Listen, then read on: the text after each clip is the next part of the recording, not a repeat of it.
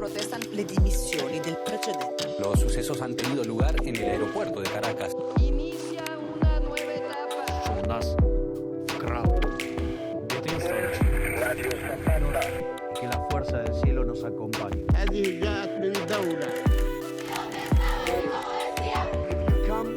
Como nuevo presidente de la República, Gabriel Boric Résultat, ils font grimper le thermomètre mondial.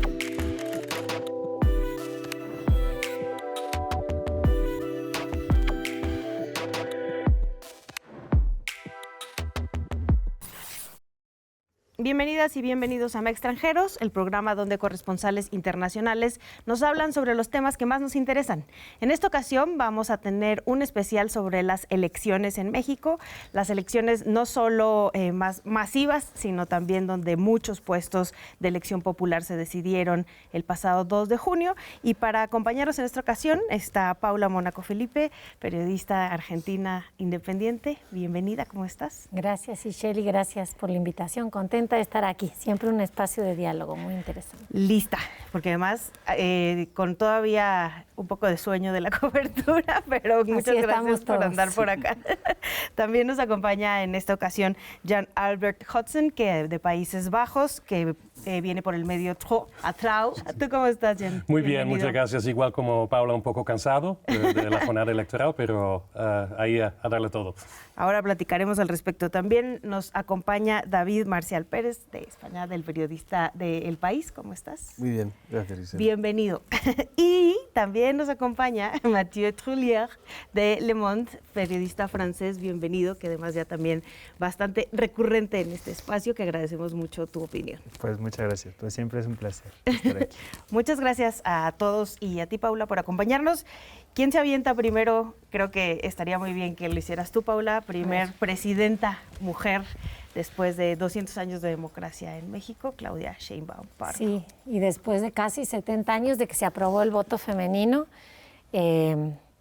sí se tardó mucho en que hubiera una mujer, pero al menos yo en la cobertura, el día de la jornada electoral, noté mucha emoción, sobre todo en las mujeres, de ver el mayor cargo de gobernanza del país con 2 candidatas mujeres y con la probabilidad casi segura de que les representara una mujer. El mundo también ha reaccionado, habrá que ver cómo va después y sigue habiendo ese apoyo a Sheinbaum por el solo hecho de ser mujer y habrá que ver cómo ella encara el gobierno, sobre todo en un país donde la violencia en contra de las mujeres es un tema atroz, alrededor de 11 feminicidios por día. Entonces, a mí me da mucha alegría que el pueblo de México elija a una mujer. Otros países no se han atrevido, incluso teniéndolas en la boleta, y es el caso, por ejemplo, de Estados Unidos. Entonces, es una señal importante, creo, y no solo Sheinbaum, muchas de las principales ganadoras de estas elecciones son mujeres.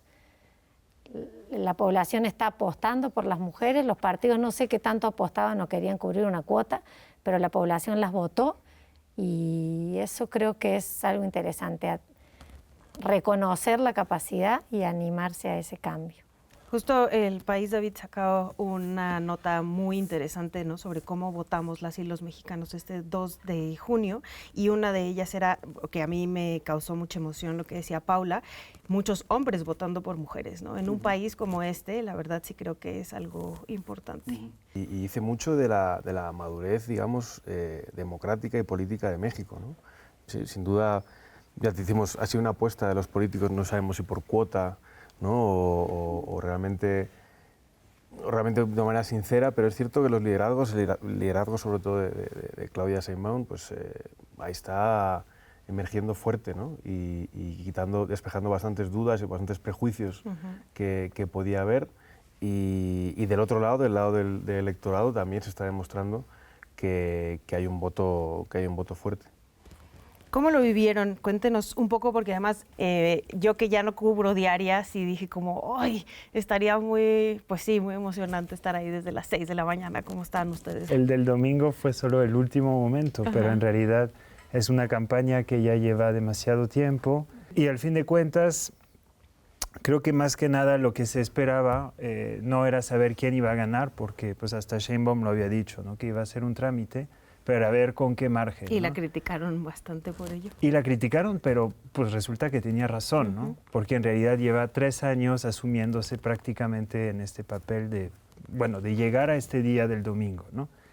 Y la pregunta un poco de todo el mundo era, pero ¿con qué mayoría? ¿Con qué va a pasar en la ciudad? Y esto. Y creo que nadie, ni siquiera dentro de Morena, se esperaron a un éxito de este tamaño, ¿no? Yo hasta creo que están un poco asustados ahora porque ya no tienen oposición.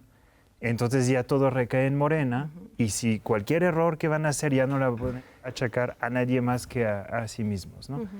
Entonces, pues yo creo que lo interesante era ver primero la reacción de la gente y estos resultados que pues de verdad son impactantes, ¿no? Que es una confirmación de que primero la popularidad de AMLO y de Morena está enorme, a pesar de muchos errores que haya cometido, ¿no? Que la personalidad y la campaña de Sheinbaum hicieron que esto pues no pasara a un segundo nivel. Y dentro del panorama ya político nacional, pues Morena se consolida como prácticamente fuerza pues hegemónica y con todo lo que esto pueda conllevar en el futuro, ¿no? También, además, se habla de un país muy polarizado, ¿no? Pero al final, Jan, mucha gente termina votando por el mismo partido, ¿no? Sí, así es. Y bueno, cuando vemos el análisis de elecciones en América Latina, vemos por lo general que el partido incumbente tiene una ventaja enorme siempre. O sea, la movilización de toda la maquinaria política, por ejemplo, el Estado de México, que es electoralmente incluso más importante que la Ciudad de México, gracias a la victoria que han tenido hace unos años allá, el hecho de que pudieron empezar construyendo la maquinaria política allá. El PRI, que era el partido hegemónico en el Estado de México, que parecía invencible allá, pues ya ha sido reemplazado completamente por Morena. Entonces, yo creo que, pues, rescatando un poquito lo que comenta Mathieu, yo creo que han tenido 3 años preparando esa maquinaria. Yo creo que es políticamente muy impresionante lo que Morena ha hecho. También el hecho de que la participación, eso también quisiera rescatar de la jornada electoral, la participación, a pesar del hecho de que era mucho más garantizado que Morena iba a ganar esta vez, todavía había una participación de casi el 60%, no tanto más bajo que hace 6 años. Yo vi personas esperando en la línea, en la fila, durante 6 o hasta 8 horas, un montón de voluntarios, miles de voluntarios. O sea, todavía había una especie de motivación, incluso para la gente de Morena, aunque ya dieron por hecho que iban a ganar, de movilizarse. Y yo creo que una de las principales lecciones de esta elección es que no hay que subestimar la capacidad que tiene Morena para movilizar a su electorado. Y luego esta sorpresa, ¿no? Muchas personas mencionaban, ¿no?, que Claudia no era tan popular como Andrés Manuel, y estos 5 millones de votos más, casi 6 millones de votos más que el presidente Andrés Manuel López Obrador cuando llegó a ser presidente. O sea, ¿cómo lo lees, cómo lo analizas? Yo creo que no se puede separar el resultado de la figura de López Obrador. Sigue siendo el líder político más influyente de la historia reciente de México. He visto expresiones, no sé, en redes sociales de gente que lo dice abiertamente. Voté a Claudia porque usted, López Obrador, dice que es ella, y si usted confía en ella, nosotros confiamos en ella. López Obrador llega con una popularidad del 80%, algo inusual. No solo mantuvo la popularidad durante su mandato, sino que la amplió. Y le tocó una pandemia, además, ¿no? Y sigue siendo, además de que le tocó una pandemia y que hay muchas cosas sin resolver también y muchos problemas candentes en el país, pero sigue siendo la persona más importante de la política de México, y creo que de ese voto es un voto a Claudia, en tanto Claudia es la persona a quien Andrés Manuel le levanta la mano. Si Andrés Manuel le hubiera levantado la mano, otra persona también le hubieran votado. Pero sí los resultados sorprenden, coincido con Mathieu, incluso a los propios dirigentes de Morena, y tardaremos en entender. Creo que tenemos que hacer un esfuerzo por entender por qué la gente votó y está votando todo Morena, porque en los medios masivos, en los medios nacionales y en cierto sector en el que nosotros nos movemos, en redes sociales, las personas a las que escuchamos que pertenecen a una clase media intelectualizada, pareciera que hay mucha diferencia y mucha crítica y que está muy mal lo que está haciendo el gobierno, y el pueblo de México sale y dice todo Morena, all in. Sí. Y eso creo que lo tenemos que aprender a leer. Es también un baldazo de agua fría para todos, tratar de entender qué están queriendo decir. Y a mí me impresionó mucho en esta elección. Yo he cubierto las elecciones 2006, 2012, 2018 y estas. Si bien sí, no se puede ser ingenuo, creo que Morena mueve su aparato, hay un voto ciudadano mucho más confiado, alegre y defendido por la gente. Y antes la gente iba a votar con un nervio, o sea, veías filas en silencio, nadie decía nada, medio se leían quiénes eran los mapaches. Siento que la ciudadanía mexicana ya ha empezado a construir las elecciones como un espacio de decisión en la cual se siente el poder que tienen. Pero además abiertamente, ¿no? Claudia hablando del plan C, ¿no? Y que necesitaba en el Congreso tener mayoría. Había unos spots que decían, vota todo Morena porque necesito que me apoyen. Y la gente lo hizo así, sabiendo que le está dando, o quiero pensar que sabiendo que le está dando todo el poder a Morena. ¿Cómo lo ves, David? Sí, yo creo que hay un factor arrastre, digamos, de López Obrador, su hiperliderazgo, que cierra el sexenio con unos niveles de aprobación inéditos. Pero creo que lo que hablábamos antes con el voto de las mujeres y los liderazgos femeninos, creo que se subestimó también la capacidad de Sheinbaum de jalar voto. O sea, creo que, y ahí se puede entender parte de ese resultado tremendo que supera incluso el porcentaje de López Obrador, junto al fracaso estrepitoso de la oposición, que no ha sabido leer prácticamente la coyuntura política desde que perdieron hace 6 años. Creo que todo eso se superpone y llegamos a este resultado tremendo, ¿no?, de Morena. Nos tenemos que ir a un corte, pero sí me gustaría que pensáramos además para el siguiente bloque la oposición, justo, ¿no? ¿Qué pasó con la oposición? Que además no solo ellos y ellas supongo que tenían esperanza, sino sí hay un sector de la población que estaba seguro que iba a ganar, ¿no? Entonces, ¿qué está sucediendo en el país para que estas cosas se estén conformando de esta manera? Ahí se los dejo, no se vayan, nos vamos a un corte y regresamos.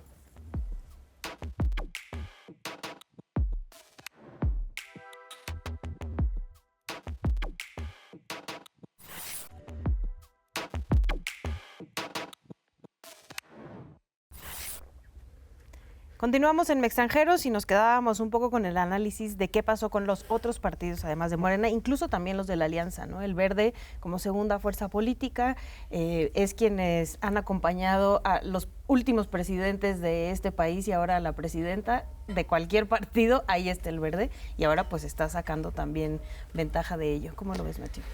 Bueno, empezando con el Verde, creo que ya Morena metió la pata ahí, tiene el gusano en la manzana, ¿no? El Verde es un partido que suele extorsionar a sus aliados, suele ser un partido mercenario, y Morena va a tener a este grupo de juniors de la política, muchos corruptos, que van a estar negociando su alianza con Morena según sus intereses. Entonces eso es pues pésima noticia, pero lo llevan desde que eligieron ir en alianza con ellos desde el 2018 y pues claro, da un rostro de Morena mucho más pragmático, pero también mucho más impresentable de lo que quisieran presentarse.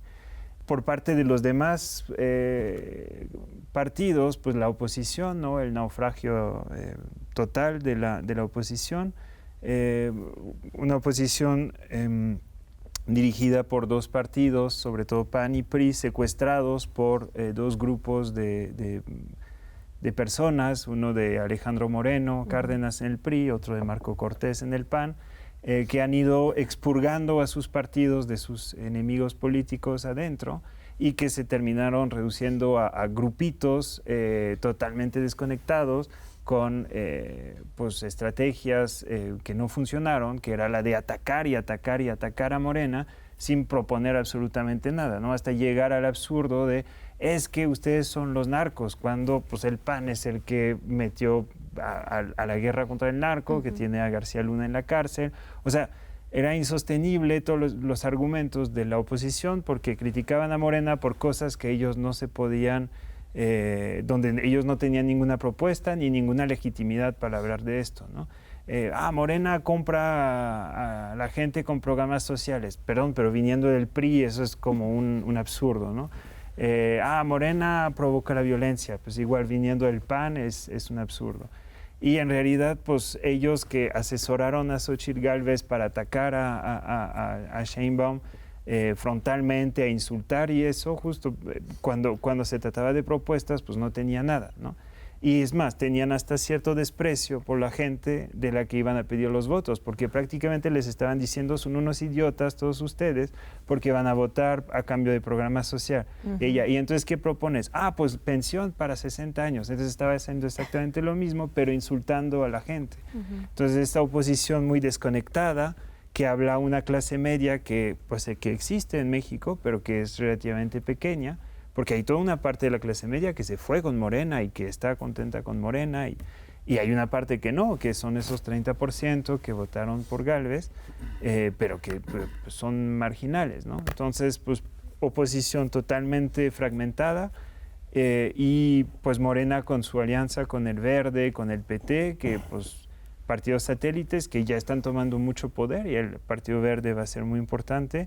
Y eso es muy mala noticia para en general la vida política de México, yo creo. ¿Cómo lo ven ustedes, la parte de la oposición?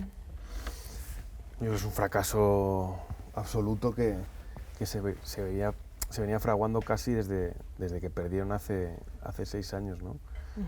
No solo no han encontrado una renovación de liderazgo, sino que, como dice Mathieu, las cúpulas tienen secuestrados, digamos, a esos partidos, los van drenando sin ninguna imaginación política, sin ningún análisis político, más que la pura captura para, ¿no? Muy sintomático que cada uno de los líderes se colocó primero en la lista de plurinominales para asegurarse la supervivencia política y económica unos años más. ¿Y el fuero? Y el fuero, exactamente. Entonces, no había pensado en el fuero también, sí. Es muy evidente que la oposición, si quiere tener algo de relevancia o poder influir algo, debe hacer un proceso de autocrítica muy fuerte, y posiblemente sea fuera de la alianza, ¿no? De esta también kafkiana de todos contra Morena, que se ha demostrado que no funciona. Es que las derechas, perdón que lo diga, pero nunca pueden ser muy buena oposición, porque no se puede oponerse desde el privilegio. Le hablan a una gente que odian, a una gente que no les importa. O sea, creo que México merece una oposición mejor. Esta fue muy mediocre y ganó Morena, pero sobre todo perdió la oposición. Porque la gente ya se informa por otros medios. Hubo muchas décadas acá concentración mediática muy fuerte. Solo llegaba Televisa y TV Azteca a lugares remotos, a la sierra, a distintos lugares, al campo mexicano. Y hoy todo el mundo tiene internet, todo el mundo se informa por donde quiere. Entonces también hay una madurez política en el electorado y hay una apuesta a cortar con lo de siempre. Dentro de Morena se metieron, ya como bien decían, gente que venía de otros partidos y de la vieja política, pero sigue siendo la fuerza más nueva y sigue la gente apostando por darle espacio a ese nuevo, pero también animarse a algo más centro-izquierda de lo que siempre hubo. ¿Y el PRD? ¿Dónde lo dejamos en la mesa? Yo creo que el PRD está muerto desde hace muchos años. Ellos mismos todavía no se habían dado cuenta, creo que hasta ahora. El problema con el PRD fue que en el momento que perdieron el personalismo de Andrés Manuel López Obrador, es el momento que se dieron cuenta de que era un partido dividido en tribus políticas que se lo pasaban peleando, pero bajo el paraguas de la figura de Andrés Manuel López Obrador y algunas otras personas como Marcelo Ebrard.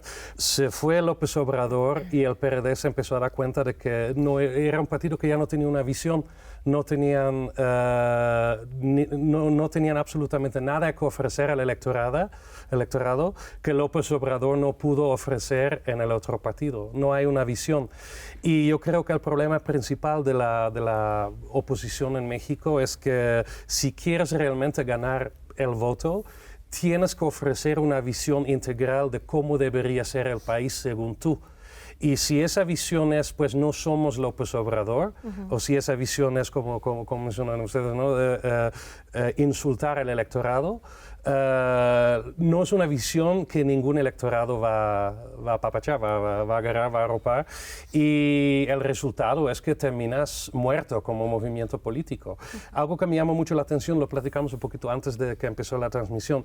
Movimiento Ciudadano posiblemente es el partido de la oposición más inteligente en ese sentido, porque ellos capitalizaron sobre esa falta de visión y ofrecieron algo que está pareciendo a una visión de la centro-izquierda. No es nada perfecto, yo también tengo muchas observaciones sobre algunos personajes que hay dentro de ese partido político, pero yo creo que hicieron una muy buena campaña porque, a contrario a, por ejemplo, el PAN o el PRD, MC parece entender la juventud mexicana más que nada en las ciudades. Parece entender cómo se comunican, parece entender qué es lo que les importa y por tanto han podido ganar también porque en la sombra de Morena a lo mejor no lo olvidamos que también Movimiento Ciudadano pudo obtener porcentajes en algunos estados de hasta 20%, 18-20% del electorado, que es impresionante por un partido que tiene tan poca maquinaria electoral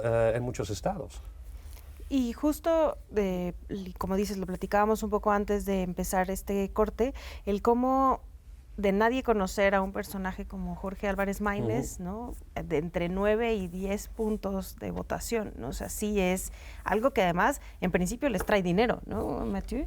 Yo creo que ocupa un hueco. Yo recuerdo, fui al evento donde le dieron oficializaron su nombramiento como candidato y los folletos que pasaban era ¿quién es Álvarez Maínez? ¿No? Para periodistas, pero también para gente del partido. Para tener ya el discurso, miren, es diputado, pues, o sea, nunca ha tenido un cargo de nada. Y él supo ocupar el hueco justo que dejó la oposición al ser tan mala en su campaña, el de las propuestas y de las propuestas atacando a Morena sobre sus propias contradicciones, ¿no? Morena, tú dijiste que ibas a terminar la guerra contra las drogas. Bueno, pues yo voy a legalizar la marihuana, cosa que tú no has hecho. O sea, ese tipo de temas sociales que en efecto, o sea, es un partido que se basa en estudios de mercadotecnia, que claro, como nunca los han tenido que implementar, pues es más fácil decir que hacer, pero entonces hicieron todo este gran estudio de mercado de jóvenes y eso, y sembraron esos temas, ¿no? Cambiar la política de seguridad, terminar la guerra contra las drogas, la semana de 40 horas, que también, o sea, es un tema que Morena había propuesto y finalmente ya no lo quiere hacer, y él va por ahí, o sea, por más tema social, cosa que el PAN y estos nunca van a proponer porque ellos están fundamentalmente en contra de esto, como ellos van con este empresariado más rancio y esto de derechos sociales, no más, o sea. Y entonces Movimiento Ciudadano ocupa este espacio prácticamente a veces desde el centro y a veces desde la izquierda de Morena, señalando estas contradicciones. Y esto pega porque en efecto, pues Morena tiene contradicciones y ellos lo supieron explotar mucho mejor que la oposición. Entonces dentro de los debates es cuando uno ve que Álvarez Maínez empieza sin absolutamente nada y el segundo o tercer debate ya llega con esas propuestas y uno lo ve como, bueno, pues es bastante mejor que Xochitl Gálvez, que se la pasa insultando mal a Sheinbaum y al electorado. Eso que dices, sí, fue muy claro que eligió, digamos, los claroscuros de Morena y empujar por ahí, tratar de llevarlo más allá, pero incluso tuvo la flexibilidad de decir esto sí hicieron bien y lo mantendría. Y creo que el electorado ya tiene la inteligencia para ver eso, de que ya se agotó el discurso todo a favor, todo en contra. También es importante que un partido reconozca lo que hizo bien que está en el gobierno. Y creo que Movimiento Ciudadano es el que ha tenido mejor lectura política a largo plazo. Desde antes de las elecciones vio claramente que no había posibilidad de ganar. Tiene la vista puesta en el 2030 y empezó a construir el camino hacia ahí. Y empezó a tratar de conquistar a quienes van a votar en el 2030. Sí, México tiene un 30% de voto joven. El 30% del padrón son personas de entre 18 y 29 años. Y ya apostó a empezar a convencer a los que están por debajo de los 18 y van a tener 18 en el 2030. Porque quien pusiera hoy Morena iba a ganar por la popularidad y el envión de Morena. Pero la verdadera... La prueba para la 4T es si logra su tercer periodo o no. Y ahí Movimiento Ciudadano está con mucha astucia actuando, adelantándose. Nos tenemos que ir a un corte, pero me gustaría que siguiéramos platicando un poquito más de esto y también Xóchitl. Hemos hablado muy poco de lo que representó una candidatura como la suya para que la oposición terminara como terminó. Vámonos a un corte y regresamos con todos estos temas electorales. No se vayan.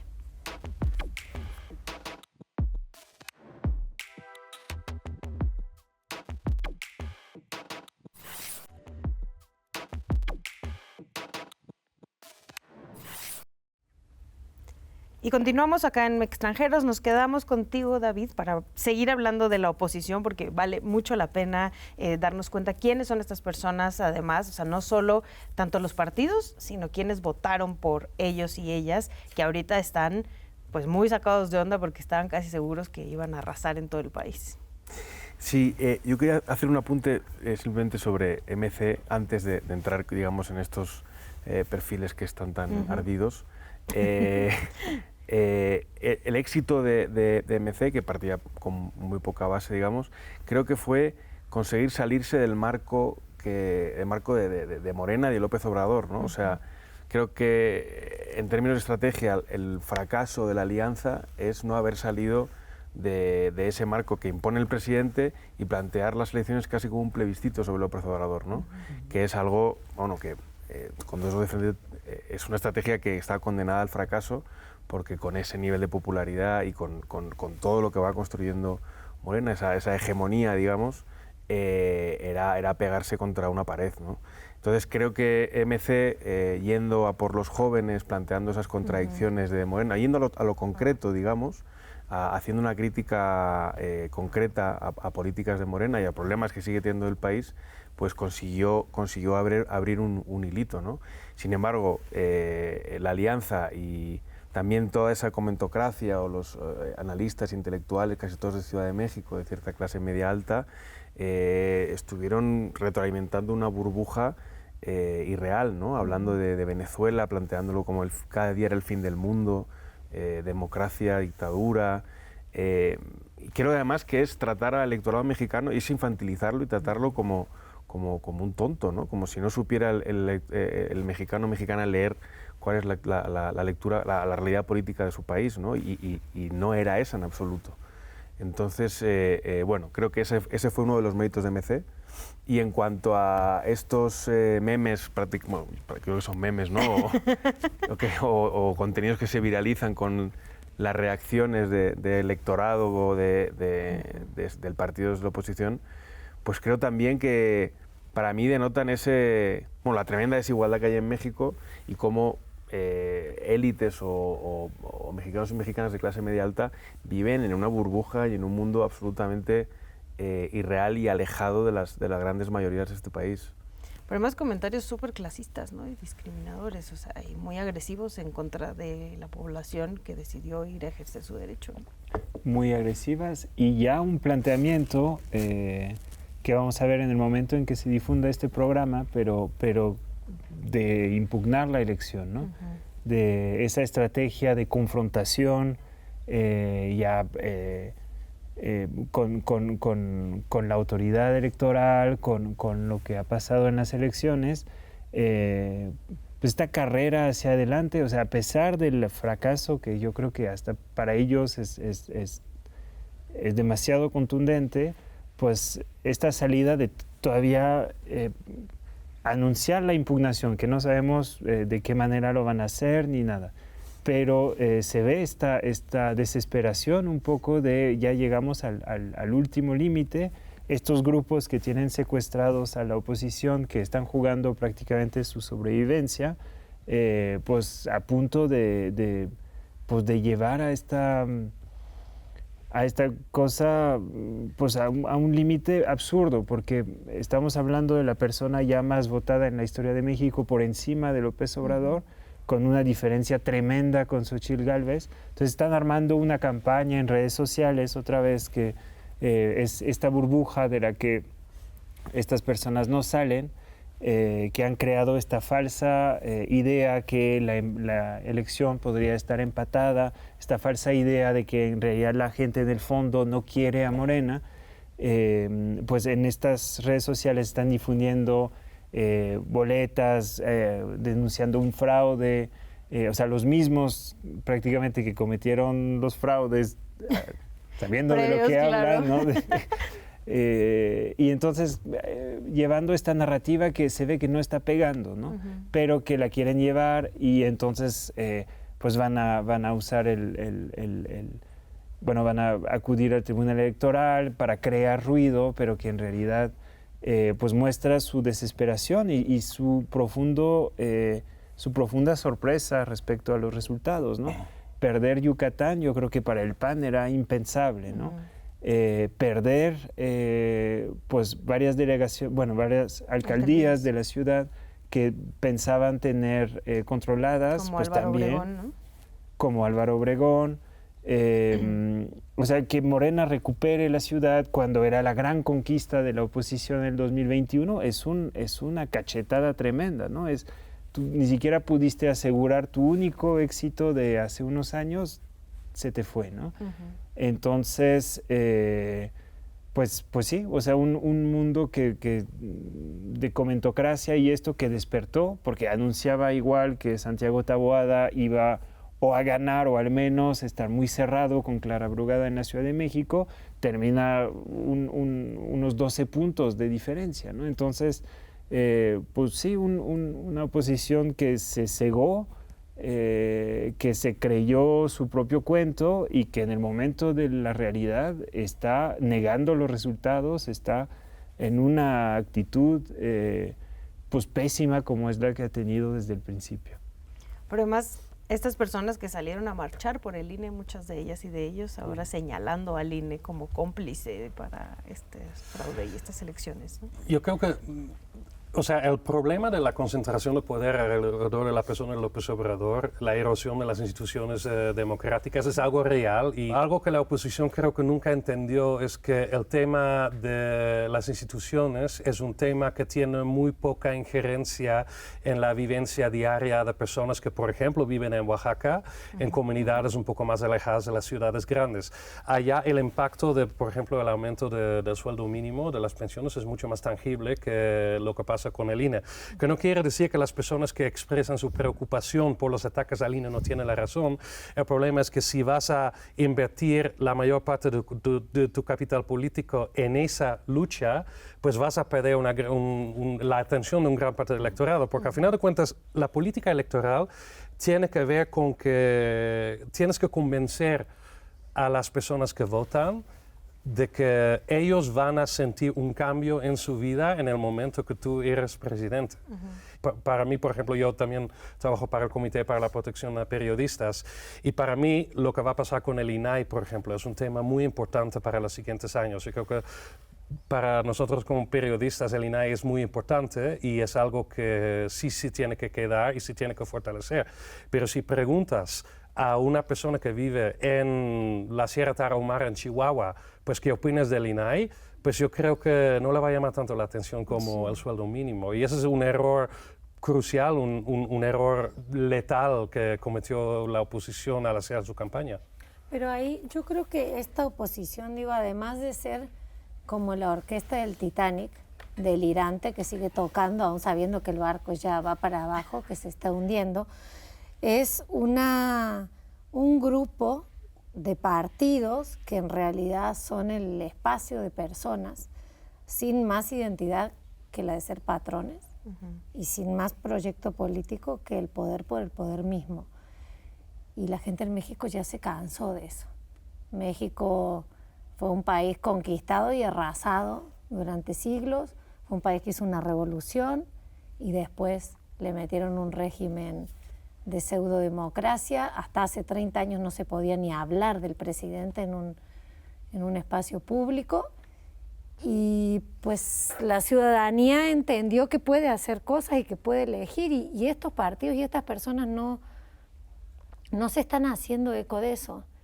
Y la mayoría del electorado de México no es esa clase media ilustrada, no son los patrones, tiene mucho más carencias, y descubrió que su voto sí puede definir, que hasta hace muy pocas elecciones eso no era posible.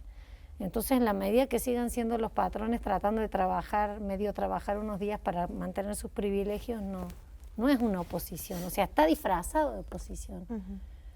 Pero ¿en qué medida? O sea, si sus referentes son personas que hablan con un clasismo, un racismo, una xenofobia y un desprecio hacia la gente, quieren gobernar a un país que odian y no...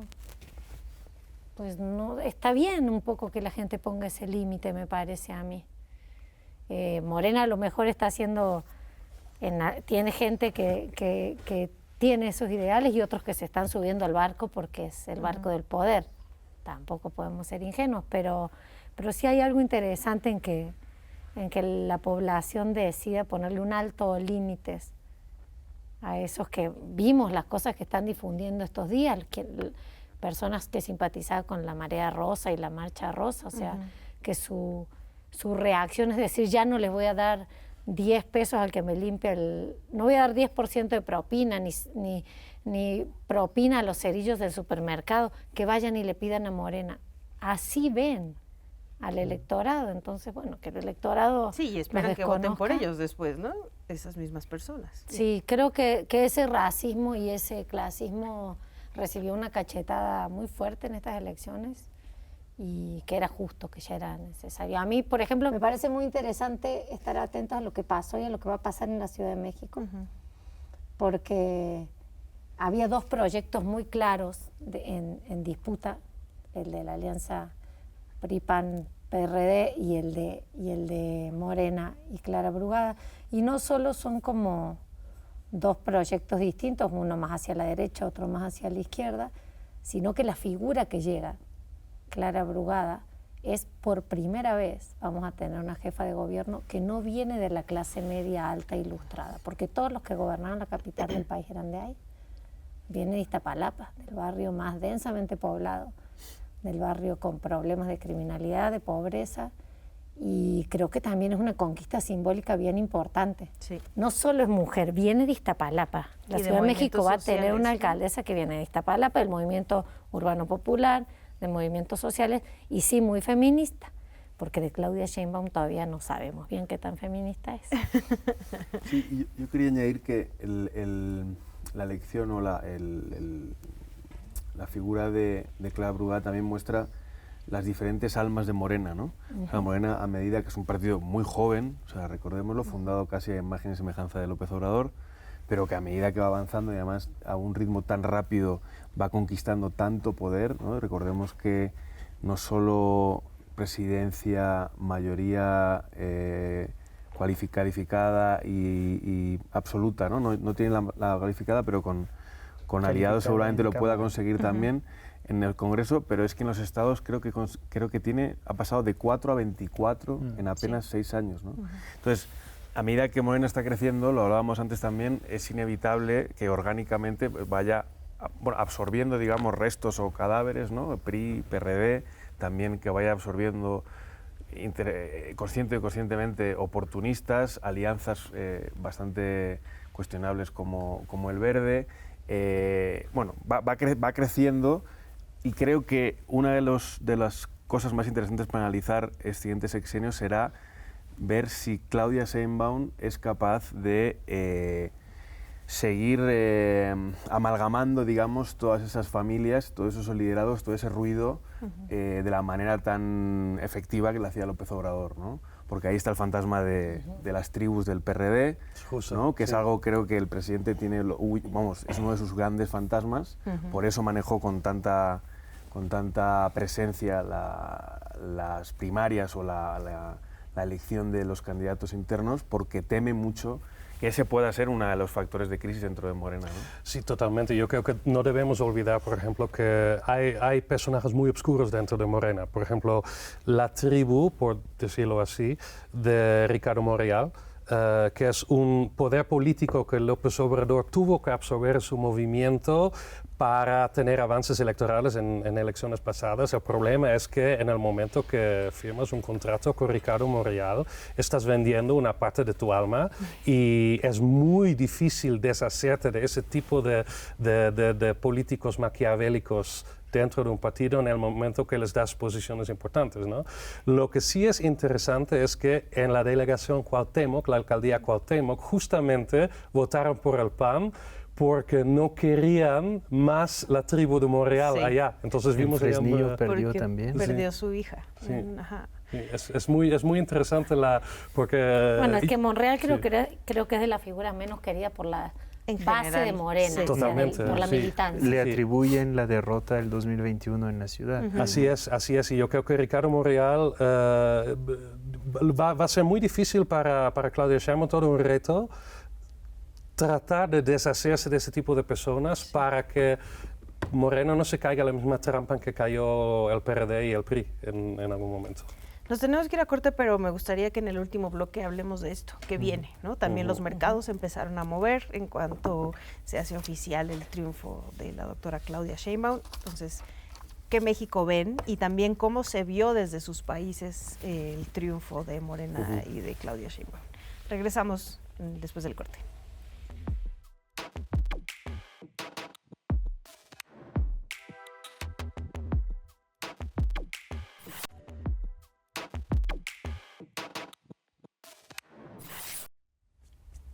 Regresamos a Extranjeros. Jan, cuéntanos cómo ves el panorama de la nueva presidenta, ¿no? De aquí en adelante, ¿qué país ves, qué México ves?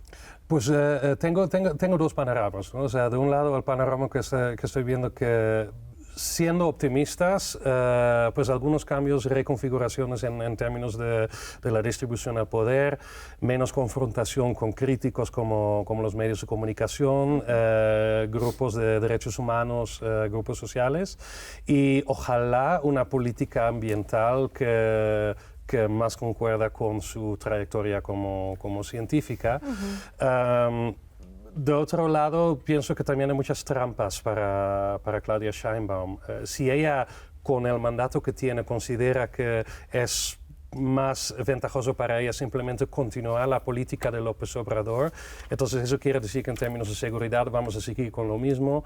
Su trayectoria en términos de represión de marchas acá en la Ciudad de México no es muy positiva y ahí sí siento entre compañeros del sector, sector civil muchas preocupaciones. Habló de la soberanía energética durante su discurso. Sí. Espero que no esté hablando de la soberanía energética de López Obrador, porque eso quiere decir que vamos a seguir en el camino de la explotación del petróleo o del gas, que no creo que sea muy positivo. Entonces, lo que yo espero es que ella vaya a ser un poco más democrática que Andrés Manuel López Obrador, más respeto para las instituciones, más conciliadora con otras corrientes, y pues que cumpla un poquito con la imagen que tiene, ¿no? De que se habla también mucho en el extranjero, pues la están como perfilando, al menos en mi país, por ejemplo, como pues una persona muy progresista, muy liberal, muy feminista, muy ambientalista. Creo que la realidad en el campo es un poquito más compleja, pero probablemente la realidad estaría un poco de por medio, ¿no?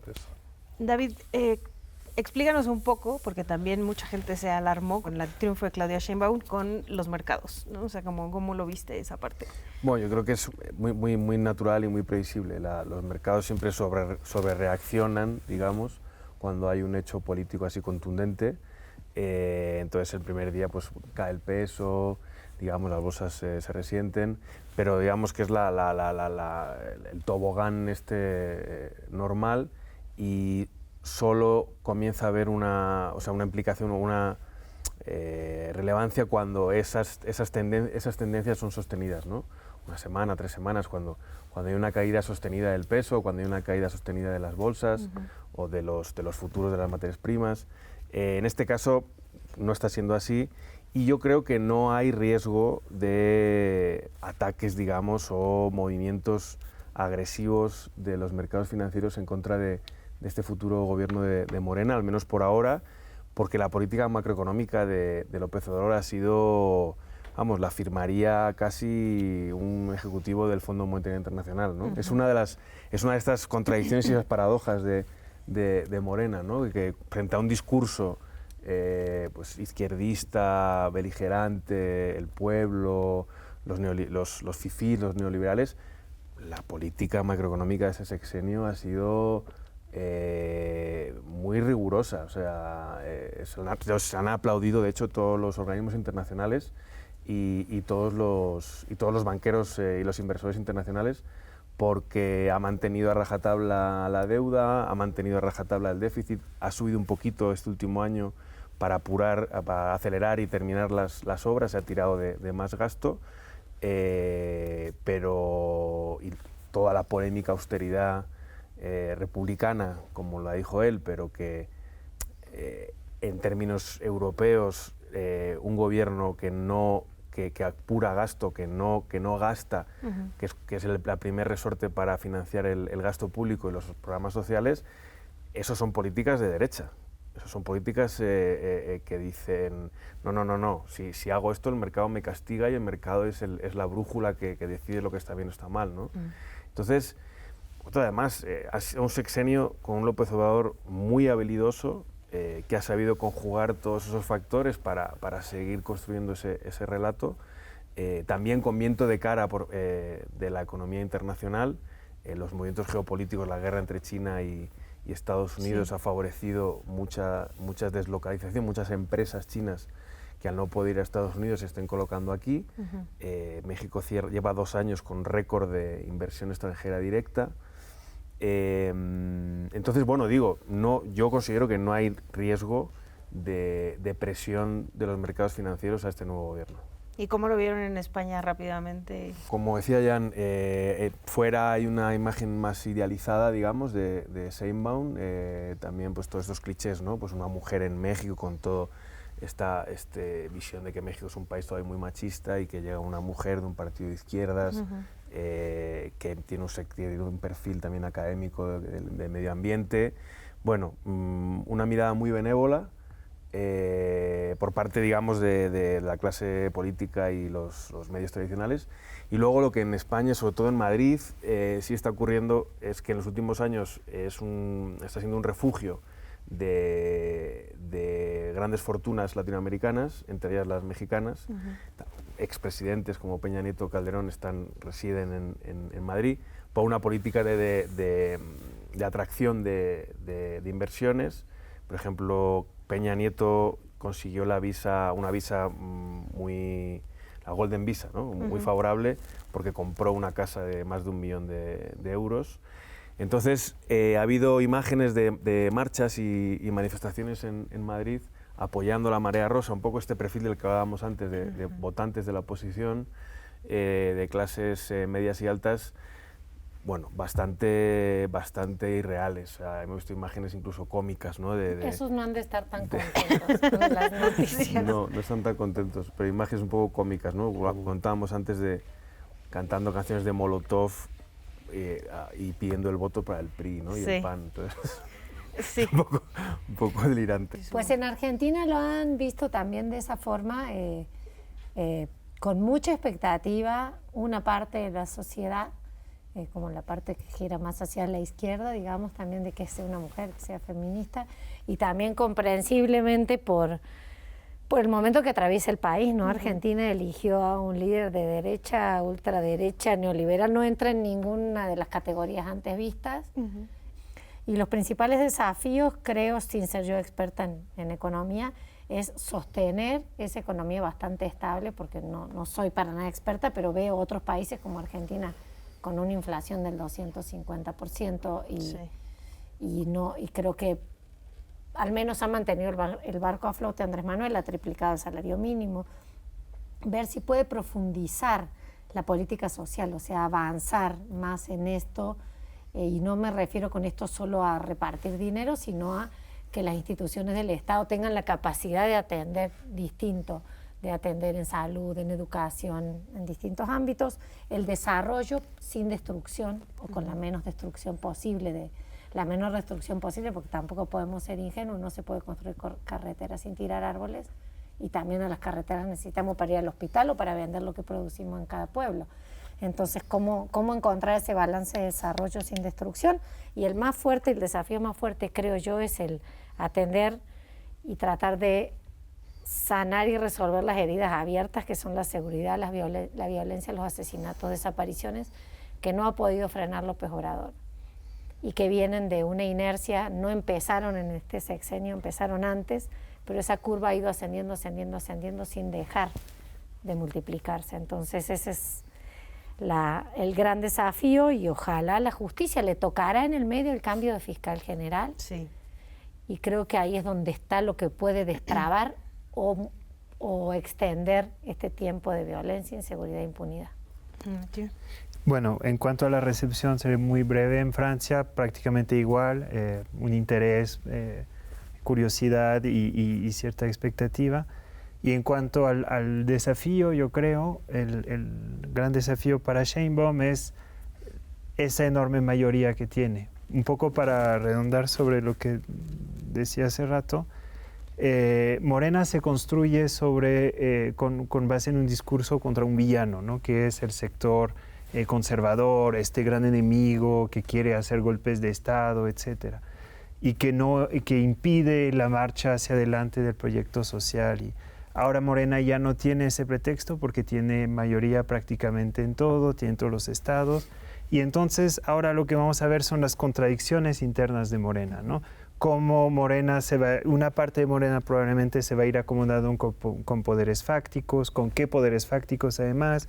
El otro día en el debate venía Pedro Aces, el líder del sindicato oficialista de Morena, digamos, que ya se estaba expresando en contra de las 40 horas. O sea, todas las reformas que AMLO no ha podido pasar, porque a propósito las propuso sin tener mayoría, pues ahorita están viendo si realmente las van a pasar o no, porque hay un tema de presupuesto que no es ilimitado, y AMLO ya ha reconocido que va a negociar con Sheinbaum para ver cuáles sí, cuáles no, porque pues él prometió mucho con base en pues, cosas bastante demagógicas, y a ella le toca la realidad, ¿no? Entonces dentro de Morena se van a ir dividiendo, digamos, el debate nacional se va a trasladar de una oposición Morena, entre Morena y la oposición, a conflictos internos al interior de Morena, ¿no? Con pues ramas que son totalmente antagónicas, ¿no? O sea, dentro de Morena hay multimillonarios y hay profesores de la CENTE, ¿no? Y de ahí, pues, cómo construir un proyecto dentro de, o sea, supervisando esto sin un enemigo de fuera, pues va a ser un gran reto para ella. Pues muchas gracias a todas y a todos por acompañarnos en esta ocasión. Recuerden que nos vemos acá en Extranjeros el próximo 28 de junio. Va a estar Yael Weiss con un programa hablando sobre lo que acontezca en este mes de los temas nacionales e internacionales, y yo les veo por acá en julio, y siempre quédese en la sintonía de TV UNAM. Muchas gracias.